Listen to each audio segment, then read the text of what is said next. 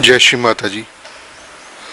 अब हम सब मिलके श्री माता के श्री चरणों को प्रणाम कर कर कुंडलिनी उठाकर बंधन लेंगे। Let us all bow down at Shri Mataji's lotus feet, raise Kundalini and take Bandhan.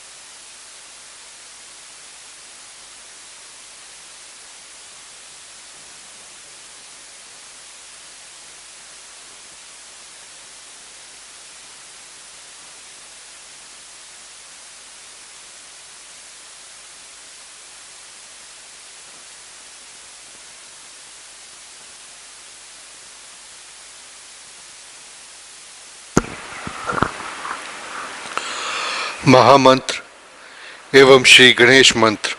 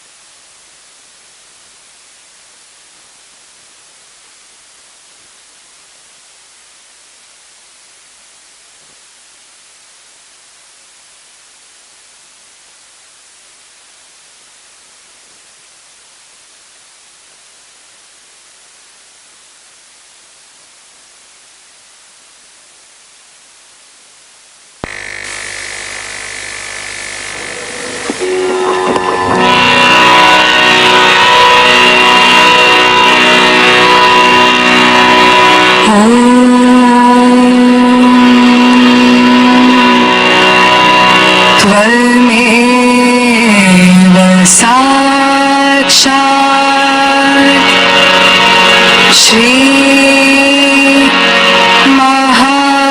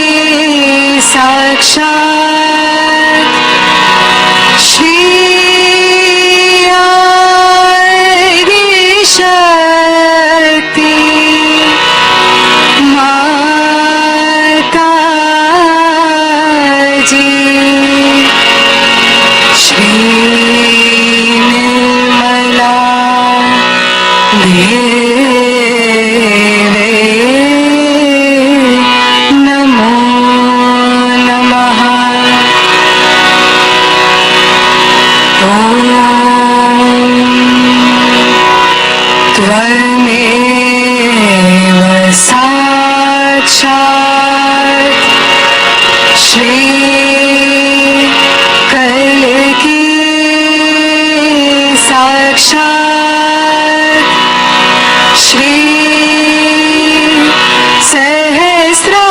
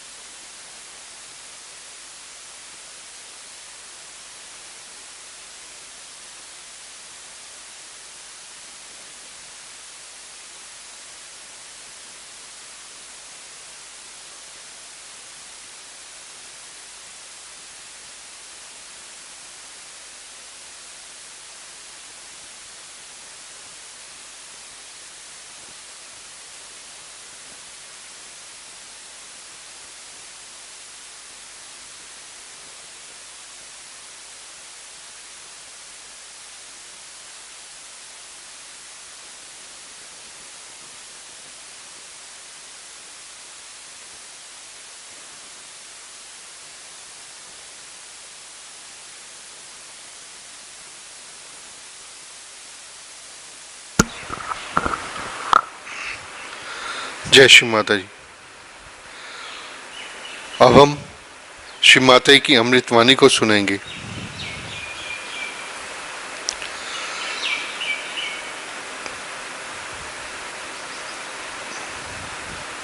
Now we listen Shri Mata जी अमृतवाणी।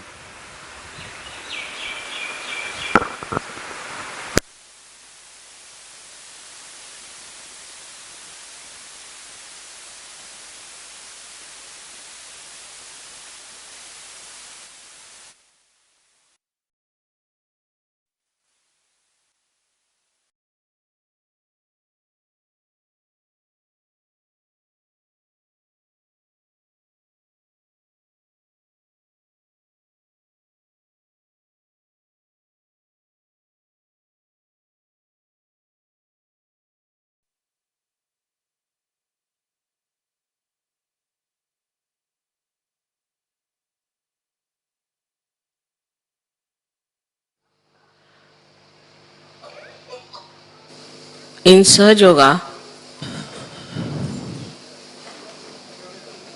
the Guru Puja has a very different significance from any other Guru Puja.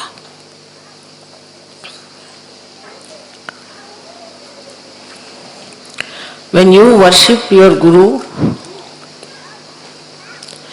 you are also worshipping the Guru within you.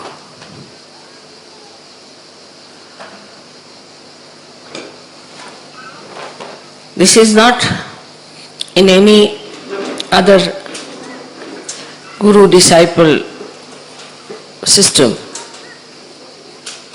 because in you, the guru, the master has been awakened. And so, when you are worshipping your guru, then this master within you is also worshipped, you respect it, you glorify it, you awaken it, and you manifest it. This we have to realize, that in Sahaja Yoga, if you are a Sahaja Yogi. Now the quality of Guru, first and foremost, is that he makes you meet God. Means he raises the Kundalini and establish the relation between the all-pervading power, and as your Guru is Adi Shakti, you make that person meet also the Adi Shakti. So you have a double advantage, that at the same time, when you give them realization, not only that you make them feel the union with the divine power, but you can make them meet the divinity itself, the source of divine power. So your responsibility as Sahaja Yogis is very great, because in you there is the Guru. Now in our mantras we say that, Mother, I am my own Guru. But saying that, do we realize that if I am my own Guru, this I and my Guru, between the two, what have I achieved? Where am I? Can I guide myself? Have I got the light of the Spirit on my attention so well established and manifested that I can guide myself and guide others later on? First of all, in the Guru principle, it is important that you see to yourself the introspection. Can I be my own Guru? Have I become my own Guru? Now in your case, your Guru is a mother, a woman. So it has to be among women that the development of their Guru qualities have to be very well manifested. But it's just the way it is not. For them, they are still the mothers, or they are the wives, or they are Sahaja Yoginis. But they don't realize that you are also the Gurus. Because your mother is a Guru, because she is a woman, and you have to be also of that quality that people should say, look at this woman, she is such a Guru. But still, as I hear from the different leaders, that the ladies are absolutely still very much far away and are very few who can be called as real Sahaja Yoginis. It's a sad thing to hear. Because if you still keep to all these mundane things of womanhood and the drawbacks of womanhood, which has come out of domination, maybe because of always they were shown to be something lower. Especially in the Christian religion, they were never regarded as something holy. They have this kind of a diffidence in them that they don't understand that dharma can be established more by women than by men.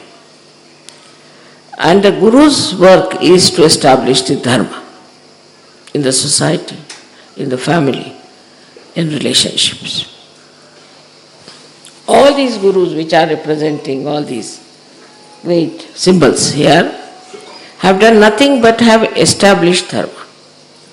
But first of all, before establishing the dharma, we should watch ourselves. Have we got dharma within ourselves or not? First of all, the quality of a person who has dharma is that he listens to others. He obeys. And this is something has gone wrong with the Western women, I think, that they have forgotten how to listen to others, how to obey others. That's why their children also don't obey them. Obedience, if you do not have, nobody is going to obey you. First, you must learn to obey. A person like Kabira, because he was born of a unknown caste, people didn't know what he was born from. And he could not go directly to any guru. So he heard about Ramanand, great guru of those days, who used to go to the river Ganges every morning to have his bath. So one day on his steps, Kabira kept lying, and in the darkness, the guru could not see, and he touched him with his feet. He said, "Who are you?" So he said, "I'm Kabir, and I'm your disciple." And he got hold of his feet. And when he got hold of his feet, he said, "All right, come along." And then he became such a great saint in India. People know him more than they know his guru. He became so great. The basic thing is humility. Yesterday you saw how the musician was humble. All the time he was humble. He didn't know how to express his humility every time. All the time he was humble. Because in humility only you can receive the blessings. You can receive the quality that is of your guru. Now for a guru, as you have seen, that in my own way, in my own image, you have to come up. First of all, your life should be absolutely transparent. Transparency is the essence of Sahaja. Everybody should know what you are doing, where you are going, what is the way you live, what is the way you are behaving. I have seen people who are gurus, also in the sense that we call them leaders, or we can call them sub-gurus, or they cannot be called as priests, but I can say communication centers as they are. In them, you find that they are very fussy type of people. Always think about their body, always think about their comfort, always grudge about what's nobody looked after them, as if they suffer from persecution mania. Or they will grudge about food. I didn't eat my food for one day. It doesn't matter. For a guru, it's better to starve for about 3-4 days nicely, so that you get over this idea of hunger. You'll be surprised, since I'm here, I have not eaten anything much. I'm just drinking something, because just the guru has no hunger, right? Because it is in your stomach, the guru vibrations are so much that you don't feel like eating anything. So then what do you eat and how do you eat and all these things that we have given up to come to Sahaja. So even if leaders have this nonsense in their head, what do you get to eat? I mean, this is the basics, absolutely. And when I hear some people telling me, oh, what did they eat and how did they eat and all, it's like, I feel they are like tourists in Sahaja. Just come in Sahaja like tourists to see places and go around and to know where you get, in what restaurant you get good food and cheaply.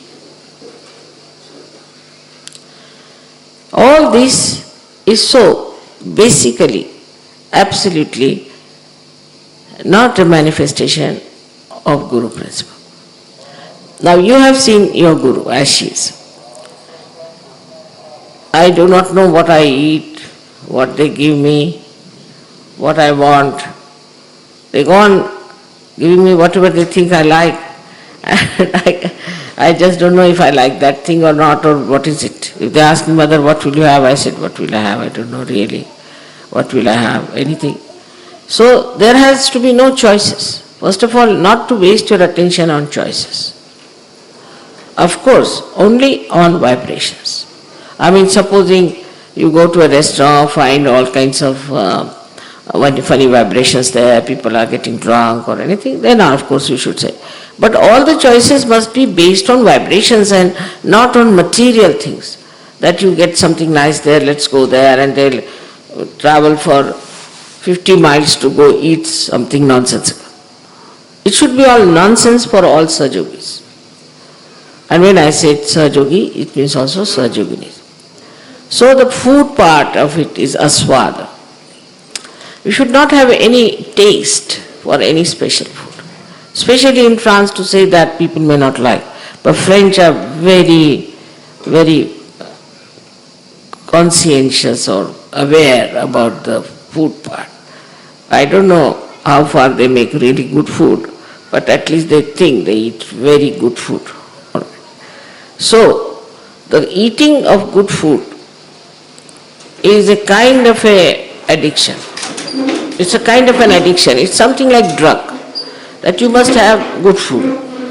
So Zen started this system of what they call the tea ceremony. In the tea ceremony, what he did, I mean, I have been through that, and it's really quite a test of people. With me it was all right, but the rest of them got really frightened. That in the tea ceremony, whatever rituals they do, they give you a tea, which is so bitter, we can say quinine raised to power 108, it's like that. And they give you very nicely, handle you with such ritual that you have to take it. So first they say you see the cup without thinking. So he tried to make thoughtless awareness through the cup. I don't know how much one can achieve with that.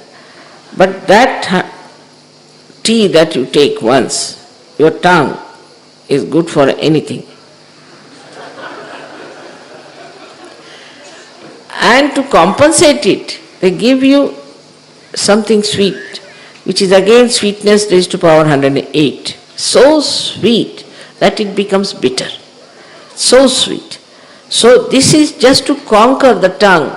Zen must have thought that better give them this tea ceremony, where there is no tea, there's nothing but just you really give such shocks to your tongue so that after that you can eat whatever you get. And that's why you must know that Japanese can eat anything. They have solved their food problem because they can eat anything. They can just fish out some crabs, or could be some prawns, just peel them out like peanuts and eat them like that. I think Zen has solved this problem for them because they have food shortage. And this is how they can eat everything. They can eat the bark of the tree, they can eat the snake, they can eat the lizards, they can eat the frogs, everything they can eat. So all their eating problems are solved in that country by Zen, I think, because you have no taste. But in this, I think the worst are, in the whole world, are Indians. They are the fussiest people for food, because their women have spoiled them. They know very good cooking, and they know how to handle their husbands by cooking very well. And the way they cook food for them, you see, the men have to go back to Indian food. Now, even if they travel the whole world, they'll need Indian food. They can't get over their tongues. It is such a big conditioning in India of food that I just don't know how will they get out absolutely the basics which are important. Gandhiji tried that very much in the ashram. He used to give horrid food, boiled food with the oil of mustard on top, and nobody could eat that, raw. And he used to make everybody eat that. Not only that, he would make them clean the bathrooms, WCs, everything, so that you get rid of your nose also, that you need everything. Because so many people, while eating also in India, will put something to their nose, you see, they smell everything. So they are over-sensitive to their tongue and to their nose, but not to their eyes. To eyes they are not. For eyes, I would say the most sensitive people are Japanese and Chinese. And also the Western people are very much sensitive because they don't like to see anything dirty, filthy or ugly. Indians won't mind any dirt, filth, anything, just like dogs and horses or buffaloes. They can walk through any dirt, filth, anything. Nothing matters to them. Anything ugly, ugly building or an ugly dress or anything is all right for them. It doesn't matter. To their eyes, it doesn't matter at all. Only thing, kitchen should be clean, and they are all the time in the kitchen. So we don't have to learn all these bad things from Indians. There are some good things they have, but there are certain things, there are very bad conditioning. And the next to that are, I think, the French. But if you eat English food, you can become quite good because there's no taste in English food.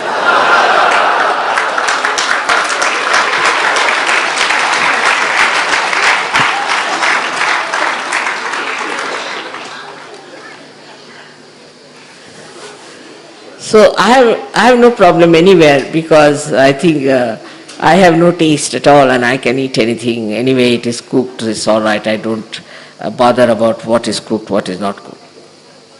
But if you have some French people for a dinner in a restaurant, they will spend 45 minutes deciding what they are going to eat. And what a waste of energy. 45 minutes just to decide what they are going to eat. After all, what is so great, what you are going to eat, it's all there, just one thing everybody should have. So for Sir Yogis, it is important to give up this idea, I will have this. First of all, nobody should ask, what will you have? To me also. I do not like people asking me questions, what will you have? Because I have to think about it and I want to be nirvichara.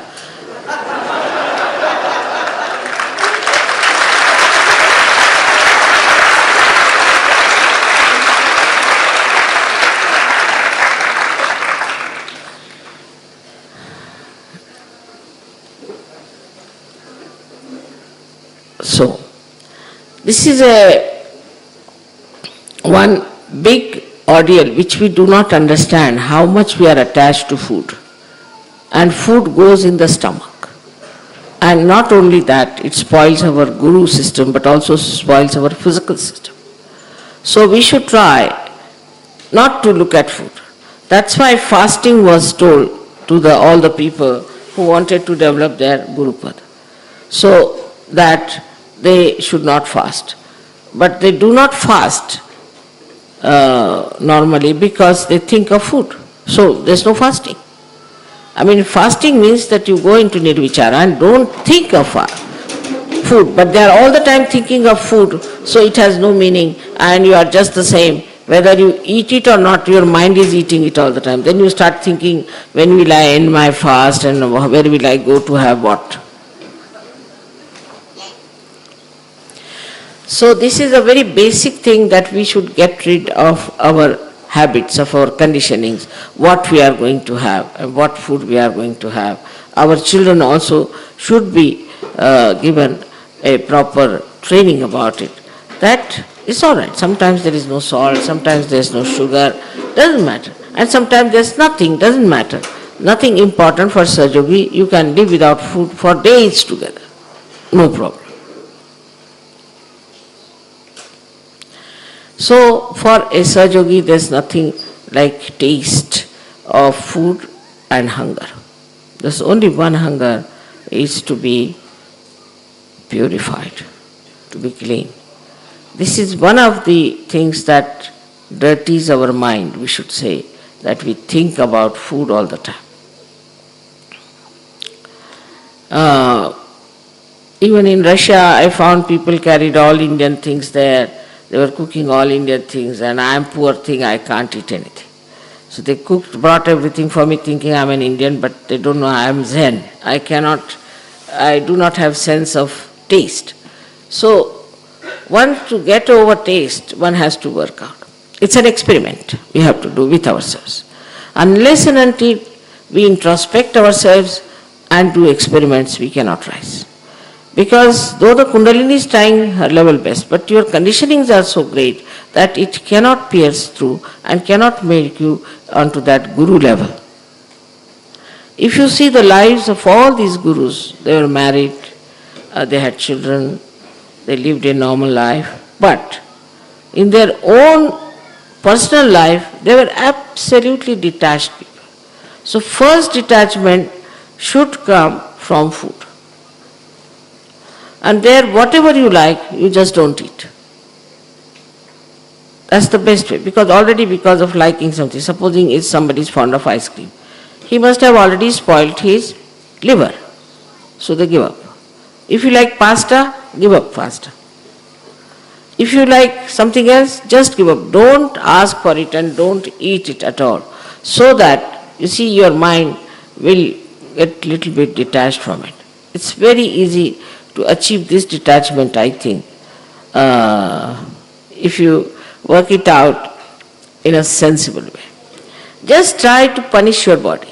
You see, if you are your guru, you better take hold of, first of all, your body and your conditionings. You have to treat your body with this thing. I am told many girls who are married abroad are still making their Indian food and eating. That's horrible it is. They should starve. If they starve for say about 5-6 days or maybe 8 days, then they'll eat any food in any case. That's why the fasting is given. So one should adjust oneself to any kind of food you can have. And if you want to survive, then you eat anything. So just make it a point that you get rid of this very simple conditioning you have of liking the food that you want to eat and you don't want to eat. I think a Sajogini or Sajogi who cannot get rid of this little thing, then how can you call him a Sajogi? I don't know, he's very asaj. Because the other day I met one lady. I said, what is the matter? Where have you been? She said, I've been looking out for some sort of an Indian ingredient. I said, how can you get it here in this Spain? You cannot. Why? Because they asked me to make Indian food. All right. Then without that, can't you make Indian food? What is the need to run all the way, whole day for one small little thing called hing? There's a big name for that. It's a small little thing. Just to get that, she had to run all over the places to get it. So, for people who are Sajogis, if they are such, whatever is available, you can make something nice out of it and eat it. So that shows what? Shows sagacity, shows trupti, shows your satisfaction. And that is one of the manifestations of a guru, that he is a satisfied soul.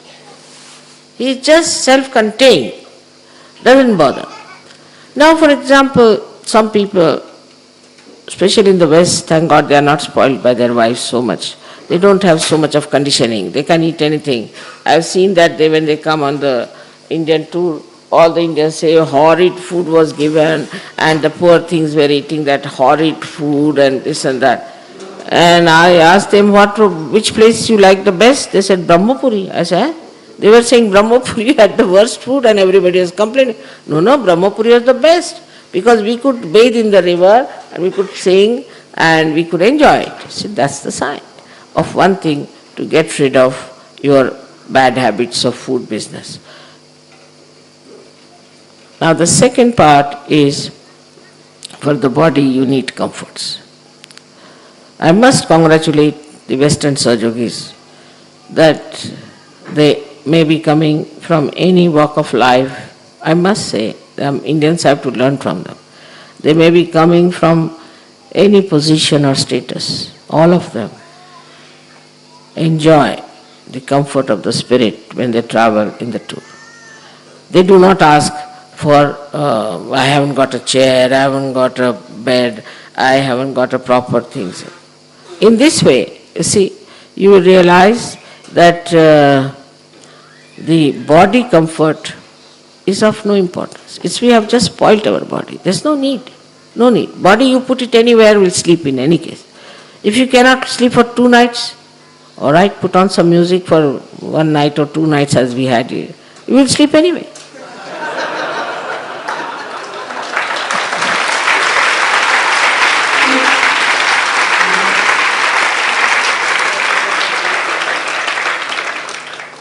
So this is the second point, is that we have to give up body comfort. But the third point where I think the Western people falter is their materialistic attitude. Materialistic attitude and their fondness of their eyes. So one of them is the worst of all. I mean, the worst and worst of all is that you can never have, that's such a big blot. If you have that, is to have a roving eye and things like that. That's out of question. That's out of question for women or for men. They are not Sajogis by any chance. They have to have very clean eyes. That part is all right. And the second part is the greed, lust and greed. Of course, with Sahaja maybe the lust part is over, but greed is still there with so many who get lost. So I would say Indians do not have this lust problem, but they still have greed problem. Means they want to buy something like a radio or some electrical stuff they must buy. If they come abroad, they must buy something. It's all right. If you get it, well and good. If they don't get it, well and good. It should be. But for a Westerner, you see, he would not like to give up his furniture, which his great-grandmother had it. Though he can't sit on it because it's so old. If he sits on it, it will break. But he must keep it to show off that I had a great-grandmother who gave this unique chair. According to Indian standards, it's junk, absolute junk. Because it is good for nothing, you put it in the drawing room, nobody can sit on it, and it looks junky. But according to the Western mind, the older it is, the better, whether it is a junk or anything. He'll have so many junks in the house, and then they will sell like hotcakes. Because there's a very subtle materialistic attitude towards matter, that this will sell like hotcakes if I sell it, because there must be another mad Westerner who would like to buy that junk. See, so this junk that you have in the house is better to get rid of, because God knows how many people must have used, like it's like a grave in the house. It's a grave. So to have, then also the antique jewelry. Antique jewelry is another man. Antique is a, what you can say, is the fad or addiction of the Western people. Antique. For us, nothing is antique, because we still produce antique things, beautiful things. So Indians don't understand the value of antiques. They don't understand how these people are so mad after torn things and broken things and dirty things and filthy things. But the Western mind has been brought up that way. Now in these antique things, I have seen that once I went to somebody's house, you see, and he asked me with very great honor to sit on his chair. And as soon as I sat on the chair, I thought there were snakes and were scorpions all biting me. I got a fright, I said, what is it? He said, this is from great-great-great-grandmother. You see, she gave us this thing. I said, it will break, I better sit outside. So this also, madness of this antique is so much that it is unbelievable how people go into it. So there's a joke in India. There's a very great writer called as Premchand. He wrote about two Englishmen going on the road of Banaras when they were hit by a lota that they use for their bathrooms, fell on their feet. And it fell on their feet, and he jokingly says, on the feet where all the bureaucrats fall. Means all Indian bureaucrats used to fall at the feet of the English at that time, so he made a joke. But doesn't matter. Then the English, you see, looked at the thing and they were very angry. And immediately they took to law. You have to come to the courts, you have to come to the police, and we're going to report this has fallen there, it has hit us and all that. So there was a clever man, he knew the English or the Western mind. He said, sir, do you know this this lota has very valuable. He said, why? Because this one was used by Akbar the Great. So ancient it is. He said, really? Yes, it is. And you just don't quarrel with them and ask them for this lota. And he told in Indian language to them that I have befooled these people. I have told them that this lota belonged to Akbar, and you have to take this lota and use this lota to just to befool them. So then they asked, but all right, we'll forgive you, we'll not take you to any courts or anything, but you just give us this lota. They said, no, we can't. We said, why? Because it's such an antique piece, you see. In India, you won't find anybody respecting antique pieces, especially in Benares, nobody bothers. So they said, really, yes, it belonged to Akbar, and my forefathers worked with him, so he gave us this lota. We can't give you, we are sorry. They said, no, please give us, you see, we'll not take you to the police. All right, you charge us. Whatever money you charge us and all that. In those days, they paid 1,000 rupees. This is equal to now 1 crore, I think. They gave, these English paid them and bought that lota which had nothing to do with Akbar or anyone. So this madness of antique has to go away from our minds. It's such a built-in thing within us that we always talk of antiquities.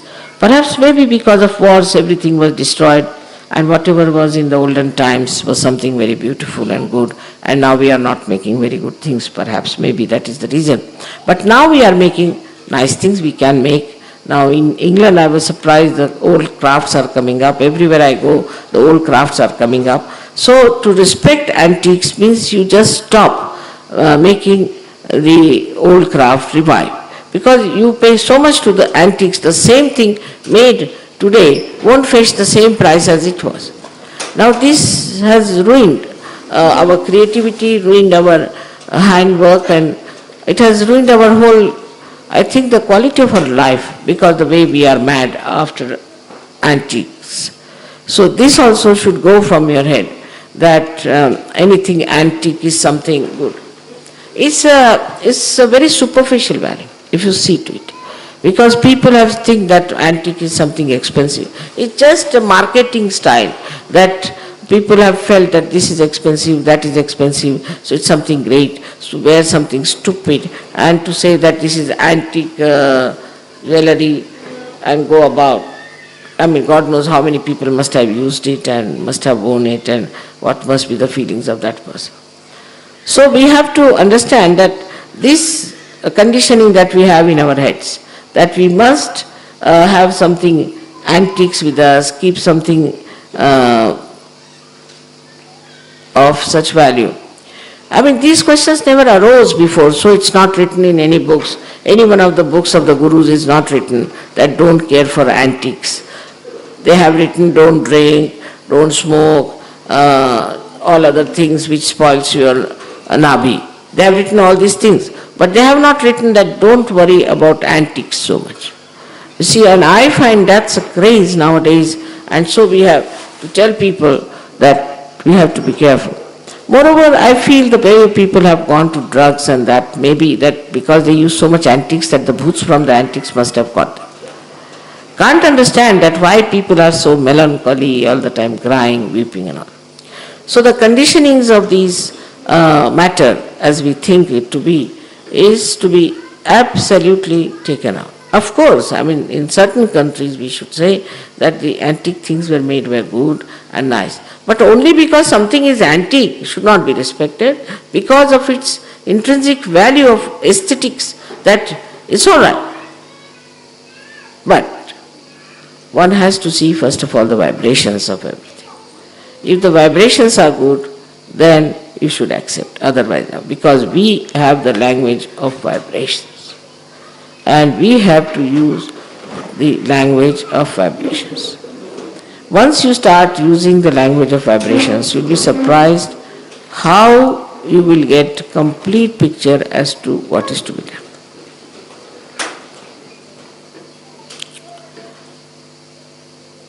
So to get rid of these three conditionings for our body is very important. And the worst thing for a Sahaja Yogi to think that he's sick is a sort of a tarnishing the name of Sajo. If you are still feel you are sick, you better get out of Sajo. Because either you get well or you are not a Sajogi. One of the two things. If you are a Sajogi, you have to see that you get well. And if there are certain problems also, doesn't matter. Now for example, supposing I have certain problems which I know because of Sajoga, because of my position as the mother, my position as Adishakti. Certain physical things I have to face, parasympathetic working I have to face. But I go through it. It's accepted. You have to accept your body as it is. And you are not to sort of say that I'm not well or there's something wrong with me and go on complaining like some old hag. Never think you are old, first of all. Never think that you have gone old or you are no good. Look at your mother. I never think that way. Yesterday half of you were sleeping, I was still alert and listening to the music, and today I am again alert here. So if you have a guru, then that image should be with you, that we look at our mother, she's so old, how much she travels, how much she does. All right, you might say she's Adi Shakti, but little bit of Shakti you too have. And that Shakti is to be shown by your full dynamism.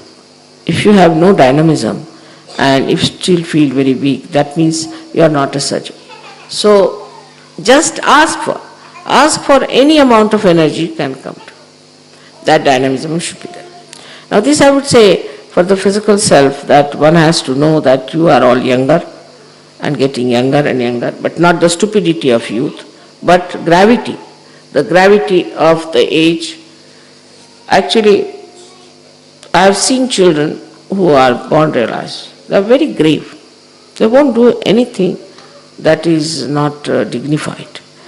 And they will never, I have never heard them talking to some of the Sajoginis have a bad habit of talking tak among themselves. It's a very bad habit, which shows that they're still very much lacking.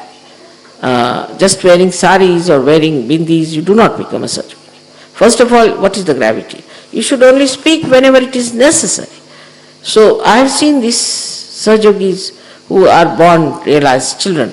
They stand like this before me. And they say very few words, but beautiful words they speak. And say things which you can remember all the time. They just do not go on wasting anything. And they are extremely obedient. So from them one can learn that these are born realized, and the way their guru principle is acting, are we also acting the same way? Or we are doing something that is not good for our ascent. So even after coming to Sajoga, if you do not try hard to introspect yourself, you have missed the point that you compare yourself with your guru all the time. Now, then everything has to be understood in the right perspective that we are Sajogis. Now for a Sajogi, first and foremost thing that he has to have love. First, for others, not for himself. If you are all the time worried about yourself, my body is such, my this thing such, and I have to do this, and then you don't love others. But do you see to the comfort of others? Do you feel the compassion of other Sajogis? Do you feel what have I to bring for them? What is missing in them? Do you work it out? Do you go out of the way to help them? First of all, Sajogis. Now Sajogis are different things. I have seen many Sajogis will go and take the side of the non-Sajogis and try to debase the Sajogis. It's a very wrong thing. You belong to this new race. And the people who do not belong to this new race, and if they are attacking anybody, these are your hands, your feet, your head. And if they attack it, it is duty bound that you help them instead of helping the others. Maybe something wrong with this person, doesn't matter. You need not show all the fair play there. In that place, you should support a Sajogi out and out. Later on, you may correct and you may tell that person, you should not have done like this, it was wrong. So this dignity and this understanding comes only through silence. But if you are chirping all the time, talking, tak, tak, tak, tak, tak, tak, tak, tak, it can never can make you deeper person. You'll be just flying in the air with all that. So for women now, is best is to take to Mauna, is to keep quiet. Just keep quiet. They all the time want to talk. I have heard from all the leaders that it's a big problem with women. They just go on talking stories, telling stories. But if you ask them to come and speak, they will start shaking. How many can give speeches? Women? If you understand that if you cannot give a speech, you better not talk also.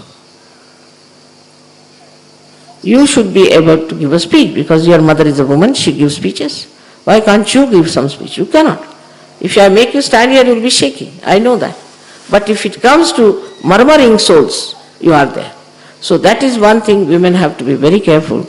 And as today is the Guru Puja, I have to tell you things, not as a mother, but as your Guru.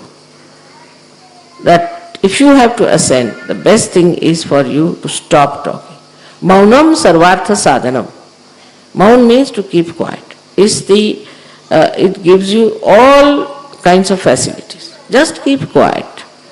If somebody is talking too much, just keep quiet. If somebody is trying to criticize, keep quiet. That's your silence. That's your right. That's your domain. That you can keep silent. Just watch that person. If it comes, then to answer, then you can answer better. But if somebody is trying to attack you, just keep silent. But this silence has to be established. And one should only establish by not talking too much. I have seen also when I am sitting here, I have seen women talking among themselves. And this is very wrong. You must learn the silence. Like yesterday I saw so many ladies also were walking out, walking in. In the church will you do that? You won't do it. In the church there is no Christ. There is a horrible priest sitting there. But you cannot do it. You all keep quiet. You sit there nicely. I have never seen anybody walking out here and there and doing all kinds of things, putting the children in front like that, making them sleep. Never. Can you do that in the church? What a disciplined people observe in that church, which is an artificial place. And where you are now, that kind of a silence has to be there. And that kind of understanding, that depth, that awe has to be there. But because we have not yet developed that Guru thing, if you have developed it, then immediately it will work out. You will see your gravity will show in your behavior. So this is for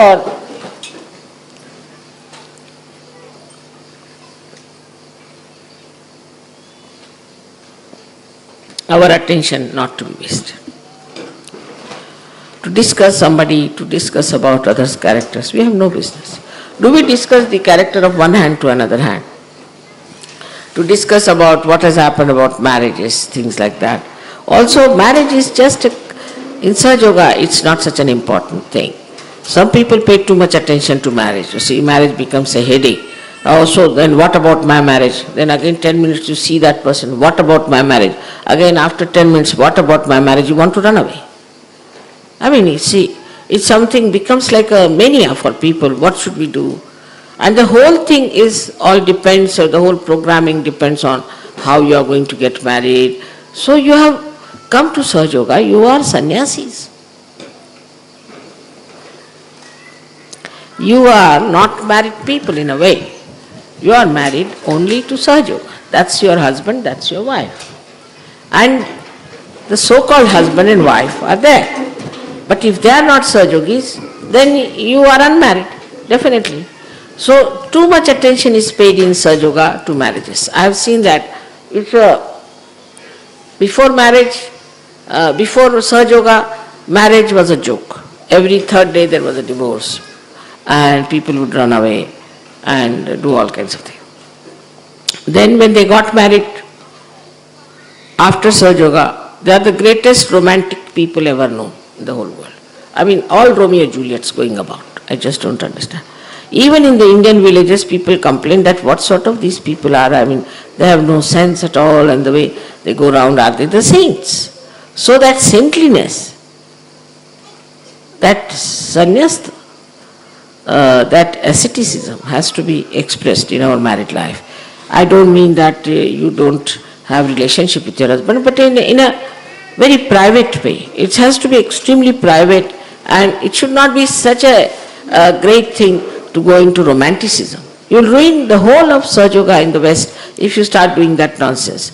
Because also there's an idea about it that you see, you fall in love. But then you'll fall. That's the first point. You'll fall. You want to rise. So this attachment and this worry about the husband and this and that, I mean, you can carry on with any kind of a husband and wife if you are a Sahaja Yogi. You should be able to.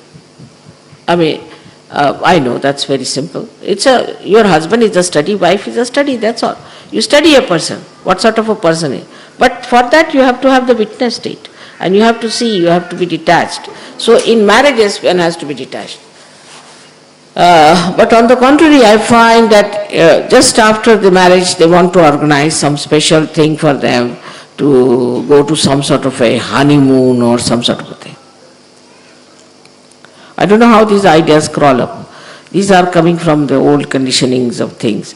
And after honeymoon, they come and say, Mother, this marriage is not going to work out. So it's better to do slow and steady and then decide.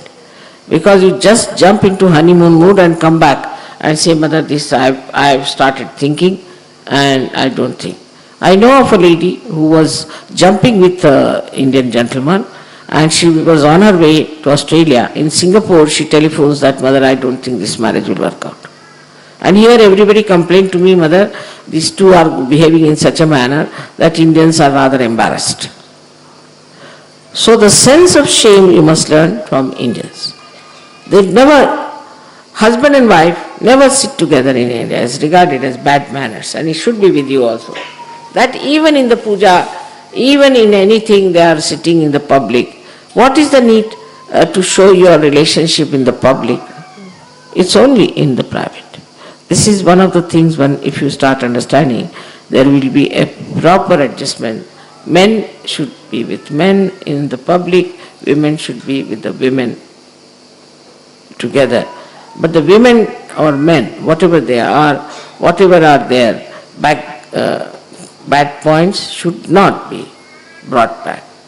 Like I would say, the men have jealousies and they have power orientation, and they discuss about leadership, and they get a shock if you tell them that you are not going to be a leader, as if they think leadership is something very concrete. It's the greatest myth ever going, is this leadership.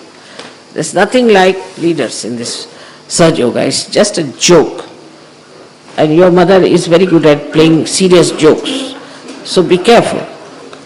Don't be childish about it. You have to understand that this is a big joke going on. And it's just a testing point. And if I test you wrong, you can tell me, but I think this has worked well because I can test people very well on that level. And immediately I know when the person gets onto the horse of ego. So, for your mental attitude has to be different, and our priorities have to change. Our priorities have to change. What are our priorities? First and foremost thing is our ascent. Is the first priority. For our ascent, whatever is needed has to be done. If you have to punish your body, all right. If you have to punish yourself, all right. If you have a conditioning, get rid of it. Just introspect yourself. That is self-realization, is to know yourself.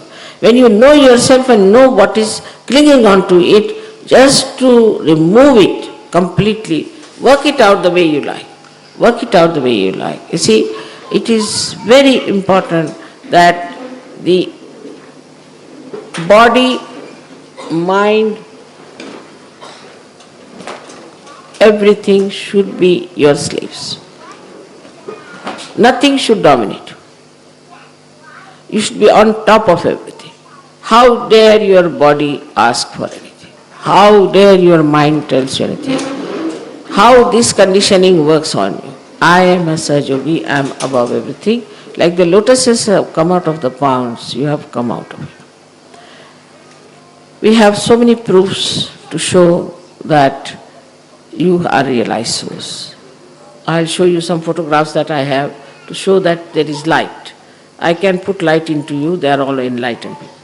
But in my presence, if you become the light, you must carry the light outside. Not only in my presence, but when you go out. But one of the reasons I think when I tell something, people just start thinking about whom mother is talking. They never think she's talking about me. That's the only way you can penetrate within yourself. When you see that mother is talking about me, she's correcting me alone and she's telling me, then only it will penetrate and it will work out. The priorities have to be changed, and the first and foremost is your ascent and the spirit and sajoga. The rest is negligible, nothing important. Then the faith that there is this all-pervading power which is looking after us is very important. This time the musicians came all the way. I must tell you the story of their travel. They came and they said that there's a train from Kiev, and they also bought the ticket, so got into the train. And they were offloaded before the Hungarian border. They didn't know what to do. They had no visas, nothing, and not so much money also. They thought we are on the train. They said, no, you have to go cross over and go to Budapest. And they didn't know where. They were standing on the road. But they were all laughing and enjoying. Must be something in store for us. Nobody felt that they were in trouble or anything. So surrendered. So suddenly they said the custom people came and surrounded them, and they said, what's the matter? How are you here with all these bags and baggages? So they said, why are you here? They said, we have come for a concert, and they said, musicians we are, And somehow or other they started melting away. And then they gave them realization. 6 of them got realization. Now can you believe the power of love? And the custom officers, they offered their own cars, took them down to the other side. It's never happened with custom officers, imagine. It would be like shaving their teeth off, I tell you. The way, if you can do that to the custom officer. But it happened. And they came to the other side and left them there. Now they didn't know what to do. They wanted to go to Budapest. They had to walk about 2 miles or something to the station. So they're waiting there. Well, they said that, Mother, you sent maybe 2 Yugoslavs came in a big bus of 49 people, all vacant. They stopped the bus and said, what is it? Why are you here? So they said, this is our problem and we have to go. So they got into the bus. When he was driving them down, they thought of talking to him that why not you take us to Milan? And they managed. And they were in Milan. It's so remarkable. So to have faith completely in yourself and in that power which is surrounding you. And once you have that faith, you will realize that though it is so helpful to you, it is so kind to you, on the same level, if you think it can be very harmful. So then, never listen to the Guru Ninda. Means anybody talks anything ill about your Guru, just put your hands to your ears, absolutely immediately. I've known of a person who did that, got cancer, another now in jail, another one there. So anybody is saying like that, just put your hands, because now you know that. What is your Guru? So you should never hear anything against your Guru from anyone. The other day one gentleman asked me a question, a newsman. He said that I'm told you have made a castle for yourself. I said, I have paid for it, I have made it also. It was a horrid place, no doubt. But there are only Sahajogis staying there, I am not staying there. That's the best part. But that's all I said. But on the contrary, they never go and ask these questions to any gurus or anything. Because the disciples say, yes, so what? We want to give to our guru money and this and that. They never ask. But through Sahaja Yoga or myself, I have cured so many people of incurable diseases. I could have minted money. For curing one cancer patient, I could have made a castle myself. So when people say like that, you should say, do you know how many people she has cured? How much money she could have taken from them if she was a doctor or she was a false guru? How much money she would have made out of all of them? Then they will understand. You see, because they are being materialistic, they talk like that. And their attitude is very different And so to tell them off is the best way, because I've seen that these press people are absolutely harassed by the disciples of the false gurus. Just they cannot criticize. They cannot say a word against such false gurus, while I find that Sahajogis still lack that complete faith in themselves and complete assertion. Where you have to assert, you must assert. For example, anybody says something wrong against me, you have to assert. Must say no, not possible. It's not. But I've seen some people asking me funny questions for Sahajogis also. So, the first part is that to see how much we are sensitive to spirituality. I've seen Sahajogis supporting somebody who is so negative, you can't even bear that person, and such a person is something great. While somebody who is so good, they cannot make it out. So what's the use? Your computer is so faulty. The planes will have to run up and down if you have such a computer as Sahajogis are, because they just the other way down. A person who is good in Sahajoga, who has got vibration, he may be simple, he may be unassuming, he may not be so rich, he may not be so educated, may not be from some good university, anything, but you must see the vibrations of that person. What sort of vibrations that person has, and then you should judge. Instead of that, if you judge that person only because he is very good to talk and he talks well and very scholarly or something like that, that's not the point. The point is, what are his vibrations? Once you see those vibrations and judge them on vibrations, then you are a Sahajogi. Otherwise, I would not call you at all a Sahajogi, but for a guru it is very important.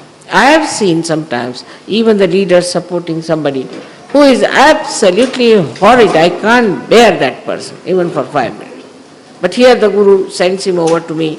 Oh, mother, he's so good, he donated so much money. It doesn't matter. He donated money, so what? Who asked him to donate money? But he should not donate his booths to us now anymore. We don't want his booth. So that's what it is. So the judgment should be correct about a person when you say that this man is not good or that not good.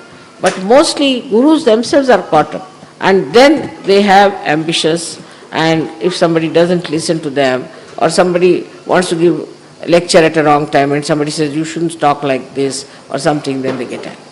They have very hot temper and they provoke people, they say things sometimes, and then when people react, they say you are a bad Sahajogi. That's not the way. First of all, a guru or a leader has to be himself a very mild, gentle and a good person. He has to be in such a way, he should not demand anything, he should not ask for anything, never demand anything. Anybody who demands cannot be a guru. Respect is to be commanded and not to be demanded. And so, everything works out well if you understand that once you rise in your ascent, in your wisdom, in your awareness and in your spirit, automatically all these things happen. You don't have to ask for anything. You don't have to plead for anything. You don't have to complain for anything. Everything works out. You are looked after by all the ganas, by all the angels. They are there. You are on the stage. But if you are halfway, then they play tricks with you. See, they play tricks. They make you falter. You have problems. You go here, you go there. All these things happen. And then you say, Mother, how is it this happened? Because they are also jokers. So they play jokes with you. And they make problems for you, just to make you understand that you are doing it. So we are on a stage where there's a beautiful security, everything is there, and we have to give to the world such a great thing like Sahajoga, which is for the emancipation of the whole world, as you realize. And so also I hope you realize your responsibilities. There are so many things one has to understand, how one has to be as a guru, how he has to act, and how he has to work out. Now I have given so many lectures on guru things, but for today's lecture only I have to say that first thing, to have a guru system, you must have complete humility. Now with me, I would say I am too simple and I am Mahamaya. So you be very careful. You cannot take liberties with me. You cannot take. If you try to take too much liberties, that means you are not a disciple. A disciple has to keep a distance from the Guru. You cannot just take liberties, walk into my room every time, sit there for hours together, chit-chat with me, nothing. You have no right. Only when I call you, when I ask for you, you should go. Then you should not force things on the Guru, that please come and listen to this or do this. That should not be so. For example, yesterday nobody told me there are going to be these music programs or everything arranged. So we have to report everything to your leader or to me. All those things that you want to do, and it should be really transparent, like this hand knows everything that this hand is doing, and this hand knows everything that this hand is doing. In the same way, everybody should know each other. Then the gurus should not have jealousies for each other. I am just telling you, because also I have found out that there are certain jealousies. And when they talk, there is a little bit of, he is good, but this. When they enjoy each other's company, because they have reached a certain state, and they understand this is the state we are in, when they enjoy each other's company fully and appreciate each other much more than anybody else, the Guru's company, all the company of the leaders, if they enjoy each other, and there's no jealousy, there's no fight, there's no problem, but just the enjoyment of the company, then they should know that they have become Guru. Now all of them never fought with each other. They supported, actually it is one principle was born again and again. But only the satanic people, they will fight among themselves, not the godly. And also they will talk against the person who is a realized soul or who is an incarnation, but never against themselves. It's very surprising that the satanic people, though they fight among themselves, there are jealousies, they will never talk of each other. But here I find that in Sahajaga we have freedom. But freedom is not abandonment, it's the freedom with complete rules and regulations of the divine with us, and we have to know them that this is the divine law. So all of us are now sitting like in a big vimana, like an aeroplane, and we all have to land into the beautiful area. But first of all, we have to develop that humility in your heart. Complete humility and surrender. That's very important. Unless and until you have that humility and surrender in your heart, Guru principle cannot be awakened. First you have to be the disciple and then the Guru. So you have to develop that humility. And that humility comes very easily if you love me, respect me. It's not only love, but respect. That respect has to be there, and then people will respect you. May God bless you.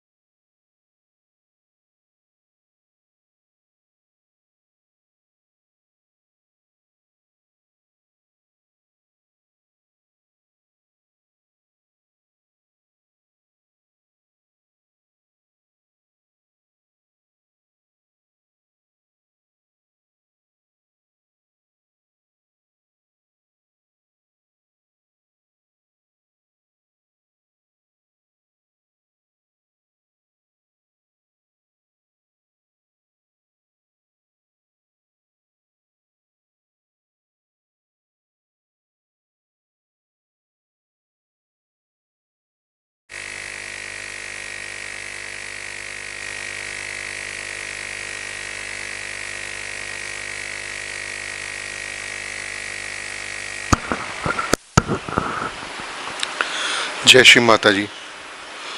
अब हम सब मिलके श्री माता के श्री चरणों की आरती के लिए खड़े होंगे। Now we will all stand for Aarti of Shri Mata ji Holi lotus feet.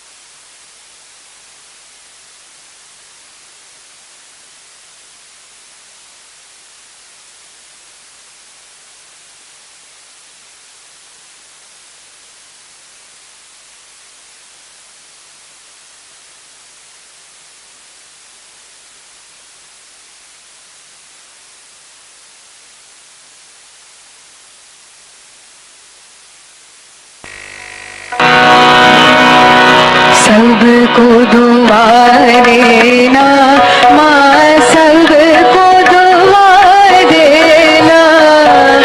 जय निर्मल माता जी, जय निर्मल माता जी, दिल में सदा रहना।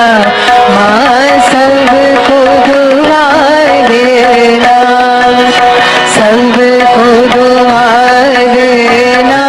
माँ सबको दुआ देना। जय निर्मल माता जी, जय निर्मल माता जी, दिल में सदा रहना। माँ सबको दुआ देना। जग में संकट कारण कितने लिए अवतार, माँ कितने लिए अवतार। विश्व में तेरी महिमा, विश्व में तेरी महिमा। तू गंगा यमुना, माँ सबको दुआ देना, सबको दुआ देना। माँ सबको दुआ देना। जय निर्मल माता जी, जय निर्मल माता जी, दिल में सदा रहना। माँ सबको दुआ देना।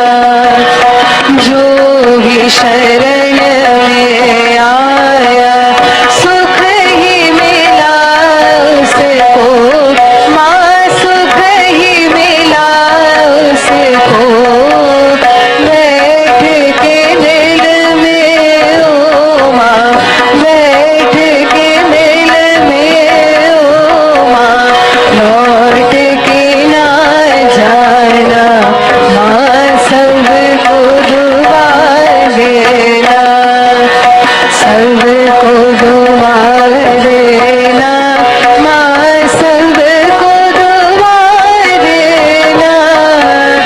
जय निर्मल माता जी, जय निर्मल माता जी, दिल में सदा रहना। माँ सबको दुआ देना। मानव में अवतर की कर दिया उजियारा, माँ कर दिया उजियारा। कलयुग में माया है, कलयुग में माया है, फिर भी पहचाना।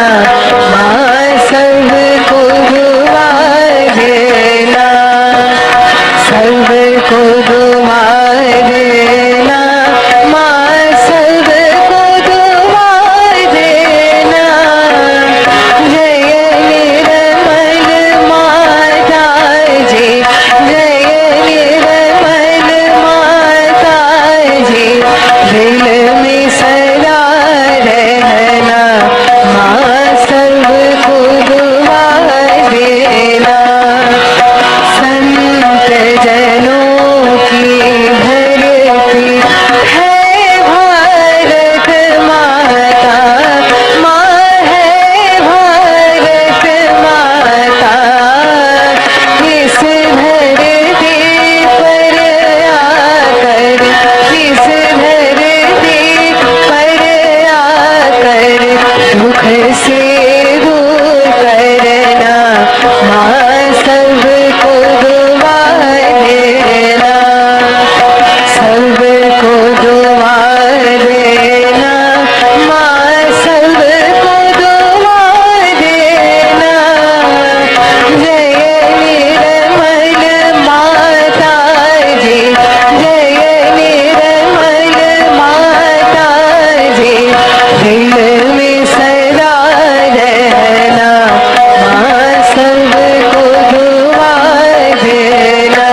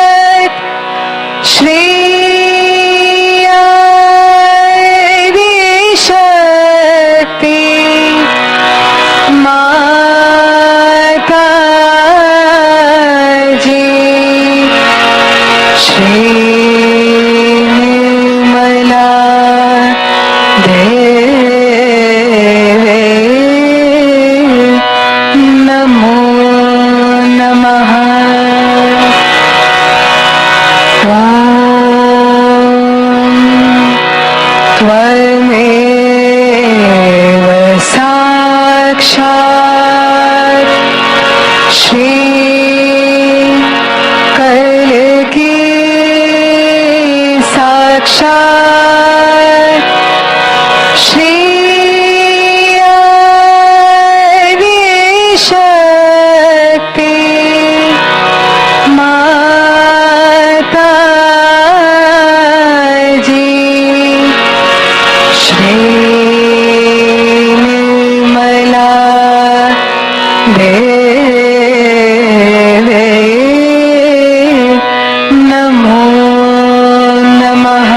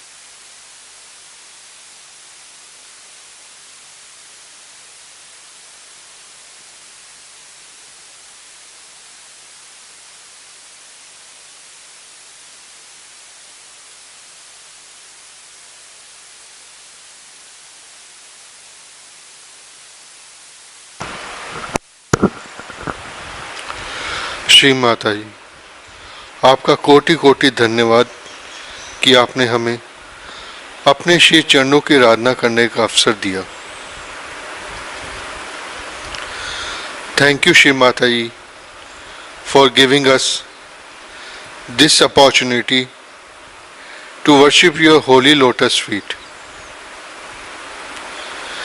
Jai Shri Mataji.